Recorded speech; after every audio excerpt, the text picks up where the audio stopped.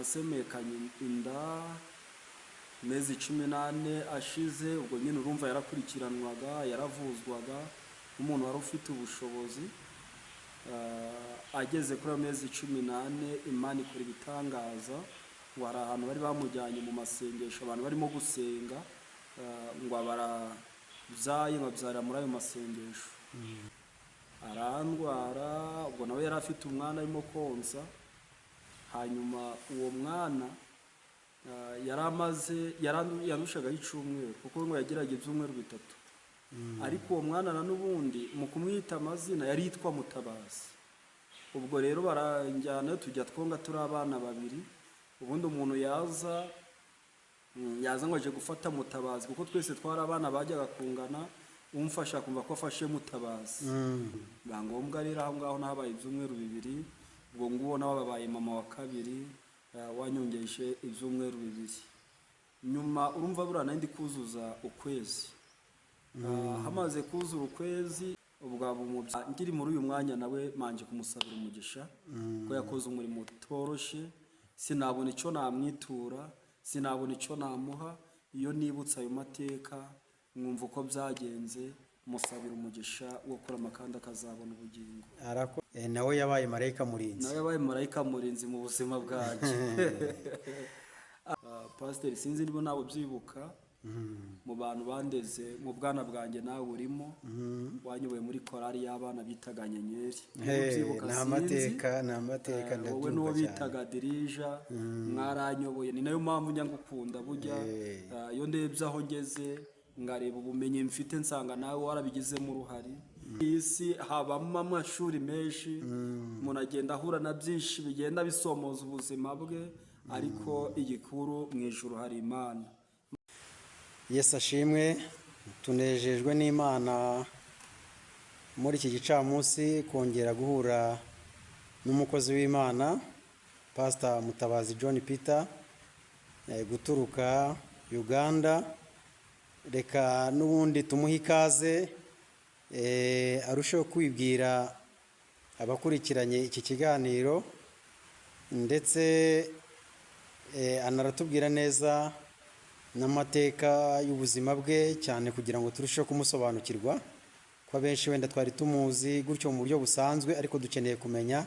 Agiye kudusobanurira amateka y'ubuzima bwe. Reka tumuhe umwanya atwibwire, noneho namara kutwibwira araza gusengera uyu mwanya tugiye kwinjiramo, kugira ngo turusheho gufashwa n'imbaraga z'Imana na Mwuka Wera aganze muri iyi gahunda.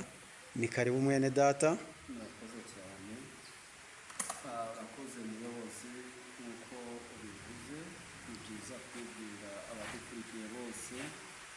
Amazina ni Pastor Mutabazi John Peter, kuva mu gihugu cy'Ubugande, Kampala. Kavukire yanjye ni hano mu Rwanda, ariko nkorera umurimo w'Imana aho ngaho mu gihugu cya Uganda, niho ndi n'umuryango. Mutabazi ubu ngubu mfite umugore n'abana 3. Abo ngabo nibo nshoboye kuba ndi kumwe nabo. Uwa 4 Imana yabaye imwisubije. Nkorera umurimo w'Imana aho ngaho rero. Numva n'ubundi twakomeza no gusoma ko mwabitubwiye, kuko biba byiza. Yego. Iyo habonetsemo gusengera gahunda zose. Ni byiza cyane. Turagushimye, turaguhimbaje, uri Imana igira neza. Haleluya. Imana ifite imbaraga. Shimwa mwami mwiza, nyiringabo Imana. Turagushimye kubw'imbaraga zawe, kubw'imbabazi zawe. Uruwera, izina ryawe uri Imana. Channel Izere TV, warakoze ku bantu witeka Imana n'abakozi bawe. Umukozi wamugiriye neza, Yesu shimwa nawe no kubuduwomye kuduhuza kuri uyu munsi wa none. Twebwe twese turi bazima, izina ryawe nirishimye. Turasabye cyane ko uzubane natwe muri iki kiganiro tugiye gukorera kuri iki kinyamakuru. Mu izina rya Yesu Kristo, imbabazi za n'urukundo rwawe Yesu shimwa, kandi uzuganze kuri twebwe. Ntabari twabwiye izina ryawe rihabwe icubahiro. Turasenze cyane ko iki kiganiro tugiye gukora kizafasha benshi bazakurikirana iki kiganiro. Haleluya, Twirukanye satani haleluya. n'abadayimoni, Mu izina rya imbaraga Yesu. z'abazimu zose, Pepo katika cyatuma jina la tutavuga Yesu. izina ryawe gikurweho. Tuje kuvuga izina ryawe, tuje kuvuga ubwiza bwawe, aho bana natwe muri byose mu izina ry'umucunguzi wacu Yesu Kristo. Amen. Amen. Murakoze cyane muyobozi kuduhereza uyu mwanya, kandi mwarakoze kubana natwe muri gahunda zose nk'uko mwabivuze. Amateka y'ubuzima bwacu ni maremare, turagerageza kuvugaho mu ncamake. Mutabazi John nk'uko natangiye mbivuga, ndi umugabo, mfite umugore umwe n'abana 3 ndi kumwe nabo, ni abana b'abahungu. Wari uwa 4 mwaka ushize wagendanye nawe, kandi ni ibisanzwe muri iyi si, Ni ukwihangana, turabyakira kandi nubwo biba bitoroshye twarabyakiriye. Amateka ya Mutabazi rero ni menshi. Mereye ku izina rya Mutabazi, abenshi baryumva nka Mutabazi, ariko rifite amateka maremare. Ni ukuvuga Mutabazi uyu nguyu, kugira ngo izina Mutabazi ribeho, byatangiye mu gutegura kuvuka cyangwa se mu gutegura imibereho ye, kuko amateka y'iryo zina ni amateka yaranzwe n'ibikomere byinshi. Ni ukuvuga njye mu buzima bwanjye, mu kuvuka ariho mereye, ndahangaha ntarabonye ku babyeyi, nta mubyeyi n'umwe nigeze kubonaho uwo navuga ngo uyu umubyeyi wanjye bwite. Nta murumuna wanjye nabonyeho navuga ngo duhuriye kuri mama na papa.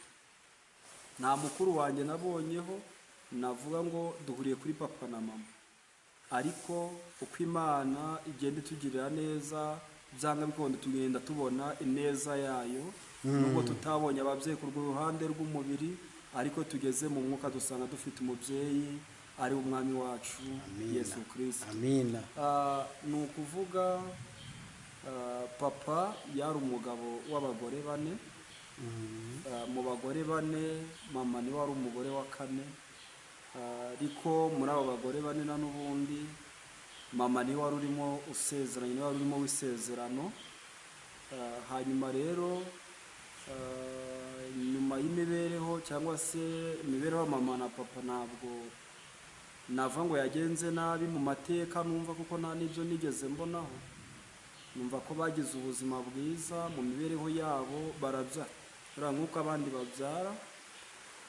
Ariko haza kubaho ikintu bita ishari. Bigeze ku nda yanjye habaho ikintu cyitwa ishari, amashari arahaguruka. Maze guhaguruka mama bamurogeraho inda yanjye, bamaze kuyimurogera bashaka ko yahitanwa na n'izanavuke, kuko kuvuka kwanjye byaragoranye. Ni inda yavukiye amezi 18. Ni ukuvuga ngo ni umwaka n'amezi 2. Ntabwo byari byoroshye. Tuzi ko bisanzwe amezi 9 niyo umuntu avukiraho. Utavukiye amezi 9, umwe bavaho yavutse adashitse avukira amezi 7. Rero navukiye amezi 18 mwaka n'amezi 2. Ni ukuvuga icyatumye nanone ibyo byose bibaho ni impamvu y'amarozi yabanje kubaho, biranagorana. Ntaravuka ngeze ku mezi 13, papa niho yapfiriye akiri mu gukurikirana uburwayi bwa mama. Uwo papa yahise agenda atarambonaho, nanjye namubonyeho kuko ntabwo nakavutse. Amaze kugenda ubwo mama yasemekanye inda mezi 18 ashize. Ubwo nyine urumva yarakurikiranwaga, yaravuzwaga umuntu wari ufite ubushobozi. Ageze kuri amezi 18 Imana ikora ibitangaza, ngo hari ahantu bari bamujyanye mu masengesho, abantu barimo gusenga, ngo barabyaye babyara muri ayo masengesho. Maze kubyara rero yakomezanyije ubuzahare bwinshi. Maze gukomezanya ubuzahare bwinshi, akiri ku kiriri, akirimo ubwo buzahare, nabwo amateka numva ambwira ko yamaze ibyumweru 2 nawe barigendeye. Abarapfuye asiga Mutabazi afite ibyumweru 2 kuri iyi si. Ibyumweru 2 bishize urumva ntabwo byari byoroshye gusiga umwana w'ibyumweru bibiri, se yaragiye, nyina nawe aragiye, ubwo asigaye aho ngaho. Mu mateka njya numva, kuko simva ngo narabibonye, habonetsemo kwicara kw'imiryango, habonekamo kunderagirana, umwe ati ntabwo namushobora, undi ati sinamushobora, baramfata banjyana, hagira umubyeyi umwe witanze utari wo mu muryango, aritanga aravuga ngo umwana bamumuhereze yagenda akabana nawe, arandwara, ubwo nawe yari afite umwana arimo konsa. Hanyuma uwo mwana yarushagaho icyumweru, kuko ngo yagiraga ibyumweru bitatu, ariko uwo mwana na n'ubundi mu kumwita amazina yari yitwa Mutabazi. Ubwo rero baranjyana, tujya twonga turi abana babiri, ubundi umuntu yaza ngo aje gufata Mutabazi, kuko twese twari abana bajyaga kungana, umfasha kumva ko afashe Mutabazi, ufashe uriya kumva ko afashe Mutabazi, izina rirakura. Uwo mubyeyi tumarana ibyumweru bibiri, biba ngombwa rero aho ngaho nahabaye ibyumweru bibiri, ubwo nguwo nawe babaye mama wa kabiri, wanyongeje ibyumweru bibiri. Nyuma urumva buriya nari ndi kuzuza ukwezi, hamaze kuzura ukwezi habonetseho undi mubyeyi, nawe yumva yuko yacumbura aho nguwo agejeje, turabana, twabanye iminsi 3, igituza kiranga, ngo babona ubuzima buranze, nanone biba ngombwa ko nguwo yabwira umuryango ko atakibishoboye. Ubwo aba umubyeyi wa gatatu mu babyeyi nahuye nabo, cyangwa se nonze. Nyuma yaho rero naje kubaho amara iminsi 2, ngo nta mubyeyi uraboneka ko yamereza ibere, cyakora hakaba hariho shangazi yari amaze imyaka 3 acuze. Hanyuma kuri bwa bushobozi ababyeyi bari basize n'umuryango wari usigaye, haboneka gushakisha uburyo ki bwose haboneka ubushobozi bwo kundeberera. Bafata rero na n'ubundi uriya mubyeyi aravuga ngo mumereze umwana wa musaza wanjye, nzabana nawe, niyapfa nzamushingura nk'uko n'abandi tubashinguye, kandi yakura Imana izakomeza ihabwe icubahiro. Aramfashe igituza kiranga, baragenda bajya mu babikira, nibo bagerageje kuba babahereza ubushobozi cyangwa se ikijyanye n'imiti yo kugarura igituza kiba kiragarutse. Mutabazi ntangira ngo konka nk'uko n'abandi bana bonse. Nyuma rero nakomeje konka, narinze kumenya ubwenge, nsanga uwo mubyeyi ari we turi kumwe, namenye kwakura ari we nakura mama, abantu bose bazi ko ari we mama. Na n'uyu munsi ndacyamushimira kuko aracyariho, kandi namufite nk'umubyeyi, ndacyamwubaha nka mama wanjye. Yarakoze cyane rwose. Ngiri muri uyu mwanya nawe manje kumusabira umugisha, ko yakoze umurimo utoroshye, sinabona icyo namwitura, sinabona icyo namuha. Iyo nibutse ayo mateka mwumva uko byagenze, musabira umugisha wo kurama kandi akazabona ubugingo. Yarakoze rwose, arakwiriye uwo mugisha. Amen. Imana imuhe umugisha nk'uko bivuze, natwe turabimwaturiyeho, kuko kwitanga akarera umwana wari uri muri icyo kigero mu buryo bugoranye, nawe byitwa ko yacuze, atakiri mu kigero cy'ababyara, ariko aritanga arakurera. Imana imuhe umugisha. Amen. Nawe yabaye marayika murinzi. Nawe yabaye marayika murinzi mu buzima bwanjye. Ni ukuvuga ngo rero nyuma yaho ninjye wikwiye kubera, nanjye naronze ndayaherekeza, ngera igihe ndamugana, ariko mama amasereka numva ari kuryoherera, ntabwo ngishaka kongera konka. Narihuse rero ubwo ntangira ubuzima bw'ishuri, niga, cyakora sinagira amahirwe yo kwirangiza, ko ndibuka narangije uwa 6 pirimeri, ntangije ikizamini no gutsinda natsinze, agize ngo akomeze kunyishurira nige na segonderi. Habonekaho kutumvikana kwa bamwe bo mu muryango, biba ngombwa rero ko habonekaho igitekerezo kiva mu muryango nugaruke na n'undi ari unyishurira, kandi urumva ntabwo byari bigishobotse, bananiwe kundebera induruhinja, ntabwo ari gushobora kundihira amashuri. Nawe ubushobozi buke yari afite rero, ambwira ko ari aho ngaho ananiriwe, ngo amahirwe yo kwiga segonderi sinayabona, ariko amanota njyana muri segonderi nari nyafite. Nakomeje rero no kubona ubuzima busanzwe, cyakora nyiri umugisha nza kuba naregeranye n'abantu bo mu itorero. Pasiteri sinzi niba nawe ubyibuka, mu bantu bandeze mu bwana bwanjye nawe urimo, wanyoboye muri korari y'abana bitaga Nyenyeri.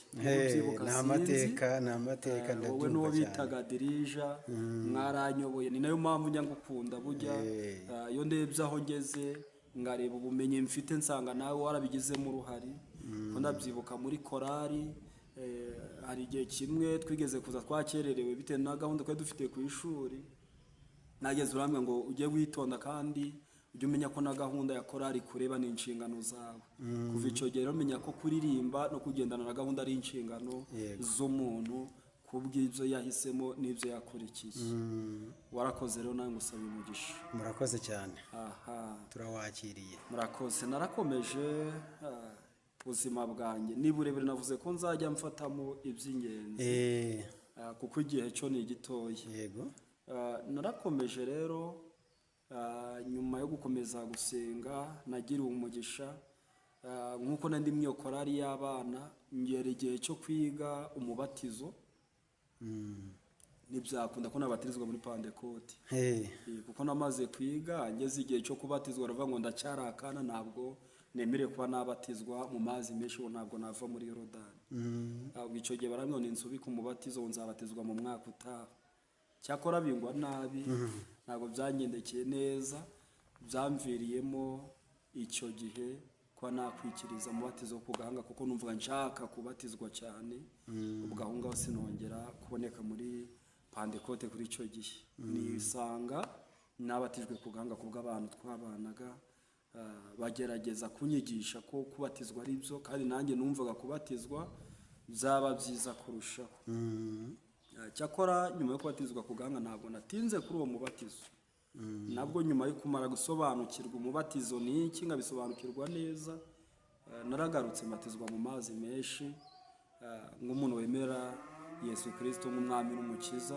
Mbatizwa mu mazi menshi, ubu ndi hano mwabatijwe mu mazi menshi. Yego. Hanyuma rero nakomeje umurimo ndaririmba, ariko ubuzima butoroshye, basaba uniform muri korari, ngo kwari ukuyibona manje nagera muri Pfunda gucuruza ibisheke. Birumvikana bwari ubuzima bugoye. Nza gukomeza ndihangana, korari uko nakuraga ariko bagenda banjira mu makorari. Cyakora nza kugirirwa n'umugisha, Mwuka Wera hari ukuntu yansuraga muri ibyo bihe, abantu basobanukirwa ko byanga bikunda hari ikindimo, hari imbuto Imana yashize muri nge. Bajya banderera mu makorari gahoro gahoro, umeza mbana nabo, banyita za Karosi, amazina akomeza kwiyongera. Nyuma yo gukomeza kwiyongera kw'amazina, naje gukura, numva ko nanjye nashaka urugo. Nubwo nabyo byari bitanyoroheye kubona urugo. Kubona urugo uri umuntu w'umurokore bisaba mariage, kandi ubushobozi mu rugo nta buhari, nta papa uhari nyirizina, nta mama uhari nyirizina, nta mukuru wanjye uhari nyirizina, ntawo kunyunganira uhari. Nuko ubuzima bukomeza bungoye muri ubwo buryo. Ageze igihe cyo gusaba rero, ndakomeza. Cyakora ngirwa umugisha, ngira umukobwa nkunda nawe arankunda. Tugira ibyo tuganiraho, tugira aho tuva naho tugeze, ubwo twemeranya gahunda y'umushinga w'ubukwe. Cyakora umukobwa abigejeje iwabo ntibabyemera, barabyanga, ubwo yabiranze. Ndazana n'ubundi, nyuma yaho ngirwa umugisha, hagera undi twahura, turaganira turahuza, bigeze n'iwabo birembera, ubukwe burakorwa. Nubwo byari bitoroshye, birumvikana, ubukwe burakorwa. Ariko gato nibutse, ndibuka hari umubyeyi umwe twigeze tubana muri gurupe, twarasenganaga mu mujyi wa Gisenyi. Yari afite umukobwa, ntabwo ndi bumuvuga amazina, ariko umukobwa akaba yarankundaga, ko twasengeraga iwabo. Hari n'ikibazo cyari gikomeye, yari afite se, yaragize ikibazo, baramuroze inda, kubyimba inda. Turagenda turamusengera nka gurupe, umugabo igihe kigeze arakira. Nyuma yo gukira umugabo yari yarananiranye kurokoka aragenda ararokoka ngo birangira abankunze mu bo bakunze n'umukobwa arankunda maze kunkunda rero uyu mubyeyi yari umupasiteri yari yaremeye arambwira ngo umunsi wakoresheje ubukwe njye nzagutangira inkwano nta kindi nazagufasha. Amen. Ubwo rero mbaho umukobwa arankunda njye sinabimenya igihe kigeze arabinyereka nyine amaso y'ugukunda ntiwayayoberwa igihe kigeze bigezemo hagati na n'ubundi ku bwa gahunda y'Imana ntibyashoboka kubezanya umushinga n'uwo mukobwa nta na byinshi nari narigeze mvuganaho nawe kuko nari mfite namaze gukunda kubera ko ababyeyi bari baramaze kunkunda ngabo umubyeyi amaze kubona ko nakunze uwahandi ntakunze umukobwa we byaragiye inkwano zikubye naramubwiye ni none se iki gihe kigeze cy'umushinga ni iki wamfasha rambwira ni rwose ibyo byari bya cyagihe byarangiranye n'icyo gihe mwisi birahinduka n'ubundi Imana ntidahinduka muri iyi si habamo amashuri menshi umuntu agenda ahura na byinshi bigenda bisomoza ubuzima bwe ariko igikuru mu ijuru hari Imana yabibayemo rero ndategura imishinga yanjye n'uriya mukobwa undi nakubwiye igihe kigeze dukora ubukwe ndagira ngo mwarabibonye nubwo byari bigoranye ariko twarabukoze turabukora dukomeza umurimo mu itorero nta kibazo kugeza ubwo twimukiye mu Bugande.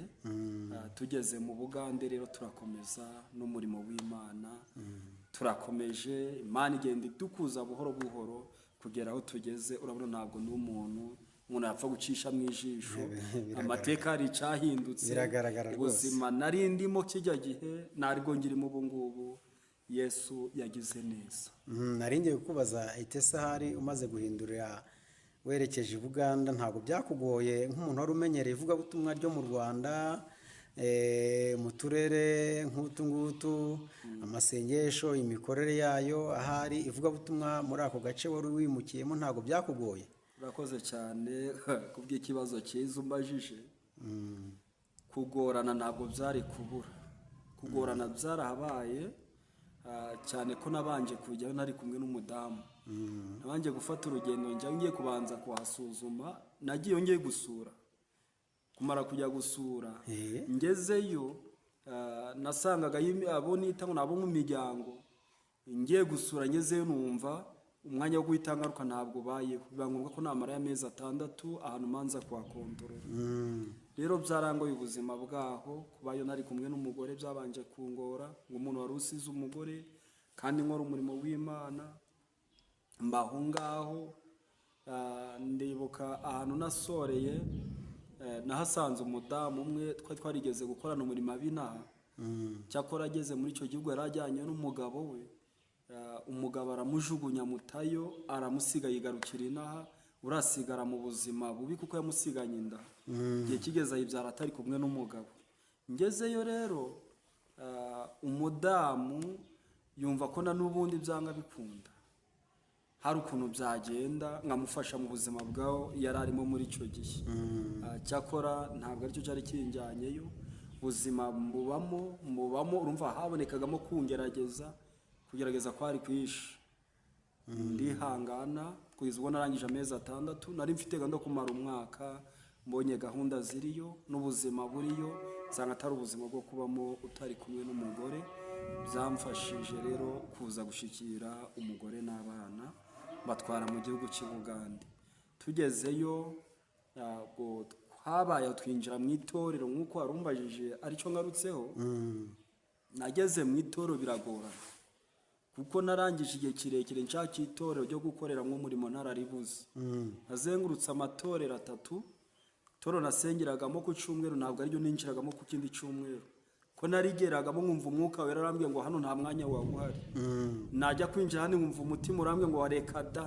Nagera hano ngasanga ibyo narinzi nk'umuntu wavuye hano muri iki gihugu, nzi ikintu bita umurokore, nzi uko umwuka akora, ngasanga nta gahunda.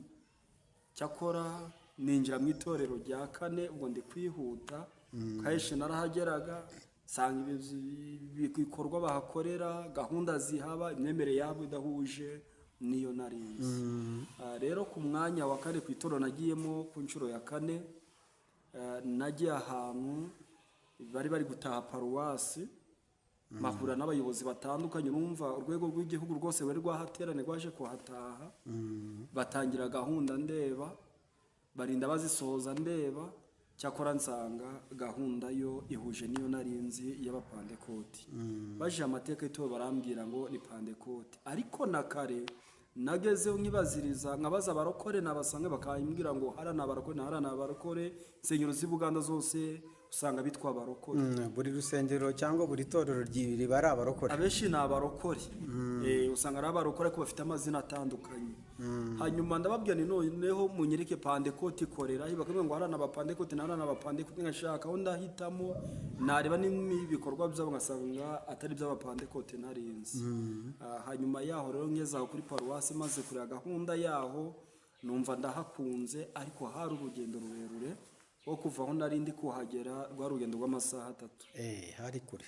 Ubwo mageze nagerageje kuganira na bamwe b'abayobozi baho ngaho, bamereza amateka y'itorero, bansobanurira uko itorero rihagaze, numva rwose itorero ndarikunze. Hanyuma rero nza kugira icyifuzo cyo kujya nsengera aho ngaho, ariko burya iyo nari naturutse bari bafite yo ishami cyangwa se umudugudu, ariko gahunda yabo icyo gihe wasanga itandukanye niyo nasanze kuri paruwasi. Birangombwa ko bansobanura ko umudugudu ari uwabo, rero bamereza inama mfatanya nabo umurimo. N'uyu munsi ndacari mu iryo torero rya Pentecost ryitwa United Pentecost Church International of Uganda. Yego, ni byiza cyane, ndumva umurimo mwarawukomeje, kandi koko niko dukwiriye kuba. Uko wahamagawe ugomba gukomeza umuhamagaro. Imana ishimwe ko yakomeje kubashyigikira. Amen. Ese hari nyuma yaho waje kubona uko wegerana n'umuryango wawe kugira ngo ubashe gukora umurimo neza muri ako gace wari wimukiyemo? Urakoze cyane.